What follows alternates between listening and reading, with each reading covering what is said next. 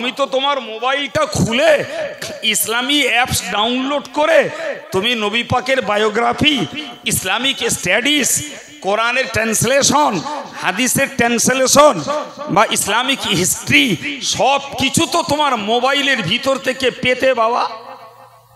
তাহলে তোমার জ্ঞানটাকে চাকরিতে কাজে লাগালে, তোমার জ্ঞানটাকে ব্যবসায় কাজে লাগালে, তোমার জ্ঞানটাকে লাইফস্টাইল বাড়াতে কাজে লাগালে, তোমার জ্ঞানটাকে তুমি রোজগার করতে কাজে লাগালে, তোমার জ্ঞানটাকে একটা ঝিকঝাক বাড়ি করতে কাজে লাগালে, তোমার জ্ঞানটাকে চিত্ত বিনোদন করতে কাজে লাগালে, তোমার জ্ঞানটাকে ফ্রি ফায়ার আর পাবজি খেলায় কাজে লাগালে, মুসলমানের ঘরের শিক্ষিত আর শিক্ষিতা তুমি তোমার জ্ঞানটাকে ইসলামের পক্ষে কাজে লাগাওনি কেন? এই সেই কিতাব, এই সেই কিতাব যা সপ্ত আসমানের ঊর্ধ্বে লৌহে মাহফুজ নামক একটি সুরক্ষিত ফলকে স্লেটে লেখা ছিল। শুকরিয়া আল্লাহর, ওই আল্লাহর মেহেরবানি, সেই কোরআন আজ আমাদের ঘরে ঘরে। সুবহানাল্লাহ বলবেন না? দিয়েছেন কে? জোরে বলেন। দিয়েছেন আল্লাহ। এবং আল্লাহর পক্ষ থেকে এই কোরআন পেয়ে বিশ্বনবী মুহাম্মদুর রাসূলুল্লাহ খোদা পাকের দেয়া পদ্ধতিতেই বিতরণ করেছেন। অল ওয়ার্ল্ডের 228টা দেশে কোরআন পৌঁছে গেছে। সুবহানাল্লাহ বলেন। তো কোরআন দিয়েছিলেন তো সম্পূর্ণ একটা আমাদের অজানা অচেনা ভাবের ভিতর দিয়ে রাসূলুল্লাহকে দিয়ে আল্লাহ বললেন, ও আনজালনা ইলাইকা যিকরা লিতুবাইয়িনা লিন-নাস। ওগো নবী, তোমার কাছে কোরআন দিয়েছি, তুমি এটাকে মানুষের কল্যাণে মানুষের কাছে বায়ান করে দাও। সুবহানাল্লাহ। মানুষের কাছে বলে দাও, ব্যক্ত করে দাও। দিলে কি হবে? মা নুযিলা ইলাইহিম লাআল্লাহুম ইয়াতাফাক্কারুন। যা কিছু মানুষের জন্য অবতীর্ণ করা হয়েছে তারা এই বার্তাটা পেলে এটাকে নিয়ে ভাবনা চিন্তা করবে, এটাকে নিয়ে গবেষণা করবে, এটাকে নিয়ে তারা কাজে লাগাবার চেষ্টা করবে। সুবহানাল্লাহ। ফলে তাহলে নবী পাক কোরআন পেয়েছেন মানে কুক্ষিগত করে রেখে দেওয়ার জন্য না, নবী পাক কোরআন পেয়েছেন নিজের সিনায় গেঁথে রাখার জন্য না, নবী পাক কোরআন পেয়েছেন শুধু নিজে আমল করবেন এর জন্য না, নবী পাক কোরআন পেয়েছেন মানব জাতিকে দেওয়ার জন্য। আজকের যুগে এত সহজ হয়েছে যে আমরা আম মানুষ কম ভাবি। ভাই, একটা পিরিয়ড ধরে কোরআনের হার্ড কপি তথা কাগজে লেখা ছাপা কোরআন আমাদের ঘরে ঘরে ছিল।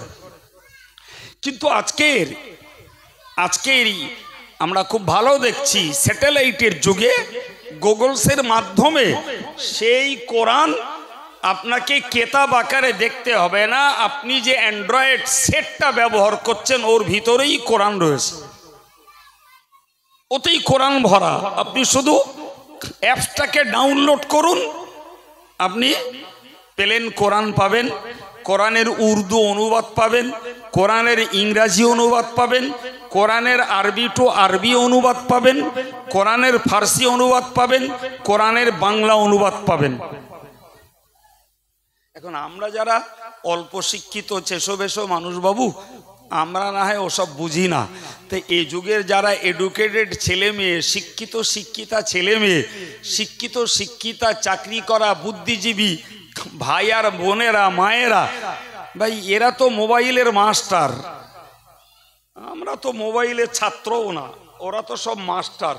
তা এত শিক্ষিত হয়ে, এত জ্ঞানী হয়ে, এত বুদ্ধিজীবী হয়ে আমার মতো আব্দুল কাইয়ুমের ওয়াজ শুনতে যদি ভালো না লাগে, মসজিদের ইমাম সাহেবটা অল্প শিক্ষিত তার কথা যদি শুনতে ভালো লাগে, ভালো না লাগে, তো তুমি তো জ্ঞানী মানুষ বাবা, তুমি তো তোমার মোবাইলটা খুলে ইসলামী অ্যাপস ডাউনলোড করে তুমি নবী পাকের বায়োগ্রাফি, ইসলামিক স্টাডিজ, কোরআনের ট্রান্সলেশন, হাদিসের ট্রান্সলেশন বা ইসলামিক হিস্ট্রি সব কিছু তো তোমার মোবাইলের ভিতর থেকে পেতে বাবা।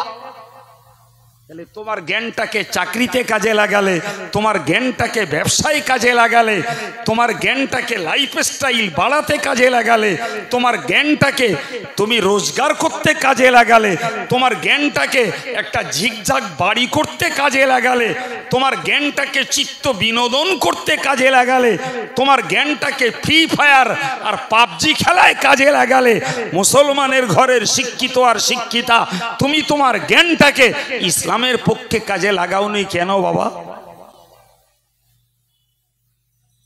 তোমার ও জ্ঞানের দাম কি? শুধু রোজগার করা আর খাওয়া, শুধু মোজায়েক করা, বাড়িতে শোয়া, শুধু নিজের পোশাক পরিচ্ছদের ঠাঁটভাট বাড়ানো। হায় হায়, তুমি কত কত গভীর বিশ্বাসী ইমানদার, নিজের বিবেককে জিজ্ঞাসা করো। সেজন্য বলছি যে আজকের যুগে ওই হার্ড কপি কোরআন খুলে পড়তে পারেন বলে বিশ্বাস করুন, অ্যাপস ডাউনলোড করলে আপনাকে কোরআন শিখিয়ে দেবে, পুরো উচ্চারণ করে একটা একটা করে বলে বলে কোরআন শেখানোর পদ্ধতিও তাতে রয়েছে।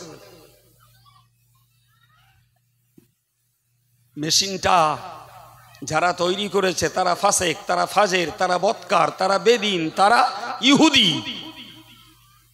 কিন্তু জানেন ১৫০০ বছর আগে আমার নবী বলেছেন, ইন্নাল্লাহ ইউআইয়িদু বিহাযাদ দ্বীন বিররাজুলিল ফাজির। প্রিয় নবী বলেছেন এমন একটা দিন আসছে যেদিন আমার আল্লাহর এই ধর্মটাকে সাহায্য করবে বেদিন বৎকাররা। সুবহানাল্লাহ বলবেন? আপনি শুনলে তাক লেগে যাবে, আপনার শুনলে তাজ্জব হয়ে যাবেন।